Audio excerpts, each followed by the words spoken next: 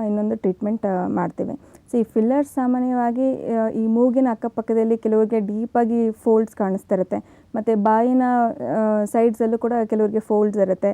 ಮತ್ತು ಈ ಚೀಕ್ಸ್ ಕೆನ್ನೆ ಫ್ಲ್ಯಾಟ್ ಆಗುತ್ತೆ. ಏಜ್ ಆಗ್ತಾ ಇದ್ದಂಗೆ ಅದು ಫ್ಲ್ಯಾಟ್ ಆಗಿ ಕಾಣಿಸೋದಕ್ಕೆ ಶುರು ಆಗುತ್ತೆ. ಸೊ ಇಂಥವರಲ್ಲಿ ನಾವು ಫಿಲ್ಲರ್ ಅನ್ನೋ ಟ್ರೀಟ್ಮೆಂಟ್ ಮಾಡೋದ್ರಿಂದ ನಾವು ಈ ಎಲ್ಲಿ ಡಿಫಿಷಿಯನ್ಸೀಸ್ ಆಗಿರುತ್ತೆ ಆ ಡಿಫಿಷಿಯನ್ಸಿ ಇರೋವಂಥ ಏರಿಯಾದಲ್ಲಿ ಫಿಲ್ಲರ್ನ ಹಾಕಿ ಅದಕ್ಕೆ ಫುಲ್ನೆಸ್ ಕೊಡುವಂಥ ಒಂದು ಟ್ರೀಟ್ಮೆಂಟ್ ಮಾಡ್ತೀವಿ. ಸೊ ಈ ಫಿಲ್ಲರಲ್ಲಿ ಕೂಡ ಸೇಮ್ ಹೈಲುರಾನಿಕ್ ಆ್ಯಸಿಡ್ ಅಂತ ಒಂದು ಅಂಶ ಬಳಸ್ತೀವಿ. ಆದರೆ ಇದರಲ್ಲಿ ಈ ಹೈಲುರಾನಿಕ್ ಆ್ಯಸಿಡಲ್ಲಿ ಕ್ರಾಸ್ ಲಿಂಕಿಂಗ್ ಹೆಚ್ಚಾಗಿರುತ್ತೆ. ಸೊ ಕ್ರಾಸ್ ಲಿಂಕಿಂಗ್ ಹೆಚ್ಚಾಗಿರೋದ್ರಿಂದ ಅದು ಜಾಸ್ತಿ ದಿವಸ ಟ್ರೀಟ್ಮೆಂಟ್ ಮಾಡಿದ ನಂತರ ಸುಮಾರು 1 ರಿಂದ 2 ವರ್ಷದ ತನಕ ಅದು ರಿಸಲ್ಟ್ ಸ್ಕಿನ್ನಲ್ಲಿ ಕಾಣಿಸ್ತಾ ಇರುತ್ತೆ. ಓಕೆ, ನಿಮ್ಮ ಬಳಿ ಒಂದು ಪೇಷಂಟ್ ಈ ಸಮಸ್ಯೆನ ಇಟ್ಕೊಂಡು ಬಂದಾಗ ನೀವು ಯಾವ ರೀತಿ ಟೆಸ್ಟ್ ಮಾಡಿ ಯಾವ ರೀತಿ ಡಯಾಗ್ನೋಸಿಸ್ ಮಾಡ್ತೀರಾ? ಅದೇ ಫಸ್ಟ್ ಪೇಷಂಟ್ ನಮ್ಮ ಹತ್ರ ಬಂದಿದ ತಕ್ಷಣ ನಾವು ಯಾವ ಥರ ರಿಂಕಲ್ ಇದೆ ಅಂತ ಫಸ್ಟು ನೋಡ್ತೀವಿ. ಸೊ ಯಾವ ಕಾರಣದಿಂದ ರಿಂಕಲ್ ಬಂದಿದೆ ಅನ್ನೋದನ್ನು ನಾವು ನೋಡ್ತೀವಿ.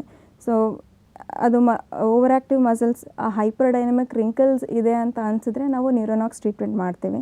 ಮತ್ತು ಈ ಫೈನ್ ಲೈನ್ಸ್, ಓಪನ್ ಪೋರ್ಸ್ ಅಥವಾ ಈ ಟೆಕ್ಸ್ಚರಲ್ ಚೇಂಜಸ್ ಆ ಥರದ್ದು ಏನಾದ್ರು ಇತ್ತು ಅಂದರೆ ನಾವು IL ಸಿಸ್ಟಮ್ ಮಾಡ್ತೀವಿ.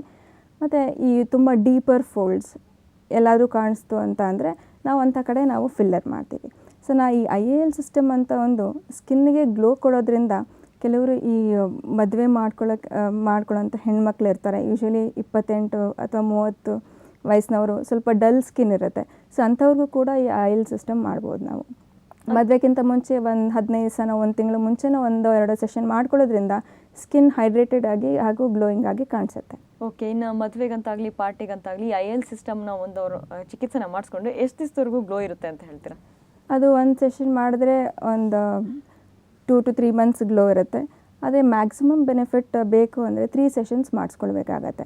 ಸೊ ಇದು ಇನ್ಸ್ಟೆಂಟ್ ಗ್ಲೋಗಷ್ಟೇ ನಾವು 1 ಸೆಷನ್ ಮಾಡ್ತೀವಿ. ಅದು ಸೆಕೆಂಡ್ ಆ್ಯಂಡ್ ಥರ್ಡ್ ಸೆಷನ್ ಮಾಡಿಕೊಂಡಾಗ ಈ ಟೆಕ್ಸ್ಚರಲ್ ಚೇಂಜಸ್ ಆಗುತ್ತೆ. ಅಂದರೆ ತುಂಬ ಸ್ಮೂದರ್ ಟೆಕ್ಸ್ಚರ್ ಆಗುತ್ತೆ ಸ್ಕಿನ್ನು. ಸೊ ಈ ಒಂದು 3 ಸೆಷನ್ಸ್ ಮಾಡ್ಕೊಂಡಿದ ನಂತರ ಆ ಬೆನಿಫಿಟ್ ಸುಮಾರು 1 ಇಯರ್ ತನಕ ಇರುತ್ತೆ. ಸೊ 1 ಇಯರ್ ಆದಮೇಲೆ ವರ್ಷಕ್ಕೆ 1 ಸೆಷನ್ನು ಆ ಥರ ರೆಗ್ಯುಲರಾಗಿ ಮಾಡಿಸ್ಕೊಳ್ಳೋದ್ರಿಂದ ಆ ಗ್ಲೋ ಮೇಂಟೈನ್ ಮಾಡೋದಕ್ಕೆ ಅದು ಸಹಾಯ ಮಾಡುತ್ತೆ. ಸೊ ಮೋರೋವರ್ ಈ ಟ್ರೀಟ್ಮೆಂಟ್ಸ್ನ ಅರ್ಲಿ ಏಜಲ್ಲೇ ಸ್ಟಾರ್ಟ್ ಮಾಡಿದಾಗ, ಅಂದರೆ ಒಂದು 30ಸಲ್ಲಿ ಸ್ಟಾರ್ಟ್ ಮಾಡಿದಾಗ ಲೇಟರ್ ಏಜಸಲ್ಲಿ ನಮಗೆ ಈ ಫೇಸ್ ಲಿಫ್ಟಿಂಗ್ ಪ್ರೊಸೀಜರ್ಸು ಇಂಥದ್ದೆಲ್ಲ ರಿಕ್ವೈರ್ಮೆಂಟ್ ಕಡಿಮೆ ಆಗುತ್ತೆ.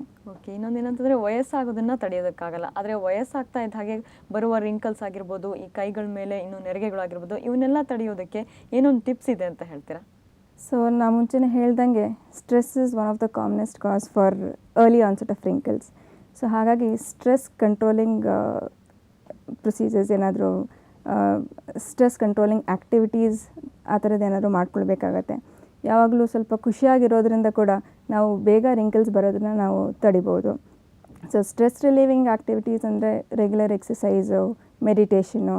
ಸೊ ಮತ್ತು ನಾವು ಈ ಕೆಲಸದಲ್ಲಿ ಒತ್ತಡ ಇತ್ತು ಅಂದರೆ ನಾವು ಸ್ವಲ್ಪ ಮೋರ್ ಆರ್ಗನೈಸ್ಡ್ ಇದ್ದೀವಿ ಅಂತ ಅಂದರೆ ಈ ವರ್ಕಿಂದ ಆಗುವಂಥ ಸ್ಟ್ರೆಸ್ ಕೂಡ ನಾವು ಕಡಿಮೆ ಮಾಡ್ಕೊಳ್ಬೋದು. ಸ್ಟ್ರೆಸ್ ಅಲ್ಲದೆ ನಮ್ಮ ಡಯಟ್ ಕೂಡ ತುಂಬ ಇಂಪಾರ್ಟೆಂಟು. ನಮ್ಮ ಸ್ಕಿನ್ ಚೆನ್ನಾಗಿರೋದಕ್ಕೆ ನಮ್ಮ ಡಯಟ್ ಕೂಡ ಚೆನ್ನಾಗಿರಬೇಕಾಗತ್ತೆ. ನಮ್ಮ ಡಯಟಲ್ಲಿ ಜಾಸ್ತಿ ವೆಜಿಟೇಬಲ್ಸ್, ಫ್ರೂಟ್ಸ್ ಇರಬೇಕಾಗತ್ತೆ. Especially carrots and citrus fruits. ಇದು ನಮ್ಮ ಸ್ಕಿನ್ಗೆ ತುಂಬ ಉಪಯುಕ್ತವಾದಂಥ ಆಹಾರ. ಈ ವೆಜಿಟೇಬಲ್ಸ್ ಮತ್ತು ಫ್ರೂಟ್ಸಲ್ಲಿ ಹೆಚ್ಚಾಗಿ ಈ ಆ್ಯಂಟಿ ಆಕ್ಸಿಡೆಂಟ್ಸ್ ಅನ್ನೋ ಒಂದು ಅಂಶ ಇರುತ್ತೆ. ಈ ಆ್ಯಂಟಿ ಆಕ್ಸಿಡೆಂಟ್ಸ್ ಅನ್ನೋದು ನಮ್ಮ ಬಾಡಿಯಲ್ಲಿರೋ ಫ್ರೀ ರ್ಯಾಡಿಕಲ್ಸನ್ನು ತೆಗೆದು ನಮ್ಮ ಸ್ಕಿನ್ ಗ್ಲೋಯಿಂಗ್ ಆಗಿರೋದಕ್ಕೆ ಅದು ಸಹಾಯ ಮಾಡುತ್ತೆ.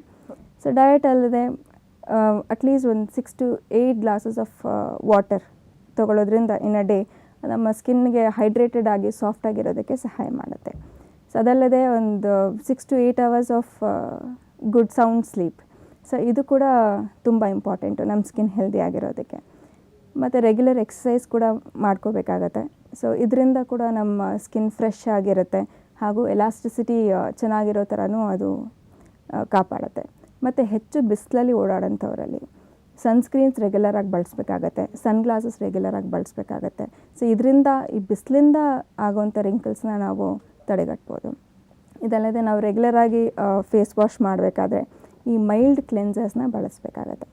ಸೊ ಸೋಪ್ಸಿಂದ ತುಂಬ ಹಾರ್ಷಾಗಿ ತುಂಬ ಡ್ರೈ ಸ್ಕಿನ್ ಬೇಗ ಆಗಿಬಿಡ್ಬೋದು. ಸೊ ಅದನ್ನು ಪ್ರಿವೆಂಟ್ ಮಾಡೋದಕ್ಕೆ ಮೈಲ್ಡ್ ಕ್ಲೆನ್ಸರ್ಸ್ನ ಜೆಂಟಲಾಗಿ ಯೂಸ್ ಮಾಡ್ಕೋಬೇಕಾಗತ್ತೆ. ಮತ್ತು ತುಂಬ ಸ್ಕ್ರಬ್ಸ್ ಯೂಸ್ ಮಾಡೋದು ಇದನ್ನೆಲ್ಲ ಸ್ವಲ್ಪ ಅವಾಯ್ಡ್ ಮಾಡ್ಕೋಬೇಕು.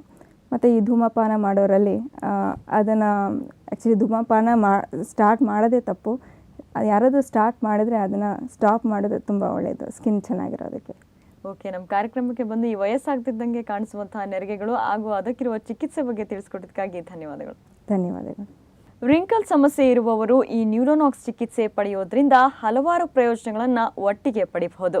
ಈ ಚಿಕಿತ್ಸೆ ಬೇರೆ ಚಿಕಿತ್ಸೆಗಳಿಂದ ಕಡಿಮೆ ವೆಚ್ಚವಿರೋದ್ರಿಂದ ಎಲ್ಲರಿಗೂ ನಿಲ್ಕುತ್ತೆ. ಹಾಗೇನೇ ಈ ಟ್ರೀಟ್ಮೆಂಟ್ ಪಡೆದ ನಂತರ ವಿಶ್ರಾಂತಿಯ ಅಗತ್ಯ ಇಲ್ಲದಿರುವುದು ಮತ್ತೊಂದು ಪ್ಲಸ್ ಪಾಯಿಂಟ್. ಒಮ್ಮೆ ಈ ಚಿಕಿತ್ಸೆ ಪಡೆದ ಮೇಲೆ ದೇಹದ ಮೇಲೆ ಇರೋ ಸುಕ್ಕು ಕಡಿಮೆ ಆಗೋದಲ್ಲದೆ ಮುಂದಾಗಬಹುದಾದ ನೆರಿಗೆಗಳನ್ನು ಕೂಡ ತಡೆಯುವಲ್ಲಿ ಸಹಕಾರಿಯಾಗಿದೆ ಅಂತ ಹೇಳ್ತಾ ಇವತ್ತಿನ ಸಖಿ ಸಮಯ ಕಾರ್ಯಕ್ರಮವನ್ನು ಮುಗಿಸ್ತಾ ಇದ್ದೇನೆ. ಮತ್ತೊಂದು ವಿಷಯದೊಂದಿಗೆ ನಾಳೆ ಭೇಟಿಯಾಗ್ತೀನಿ. ಅಲ್ಲಿಯವರೆಗೂ ನಮಸ್ಕಾರ. ನಿಮ್ಮ ಅನಿಸಿಕೆ, ಅಭಿಪ್ರಾಯ ಹಾಗೂ ಸಮಸ್ಯೆಗಳನ್ನು ಕಳುಹಿಸಬೇಕಾದ ವಿಳಾಸ: ಸಖಿ ಸಮಯ ವಿಭಾಗ, ಸಮಯ ಟಿವಿ, 10/A ಚಂದ್ರಕಿರಣ ಬಿಲ್ಡಿಂಗ್, 5ನೇ ಮಹಡಿ, ಕಸ್ತೂರ್ಬಾ ರಸ್ತೆ, ಬೆಂಗಳೂರು. ಇಮೇಲ್ ವಿಳಾಸ: sakhisamaya@samayatv.in.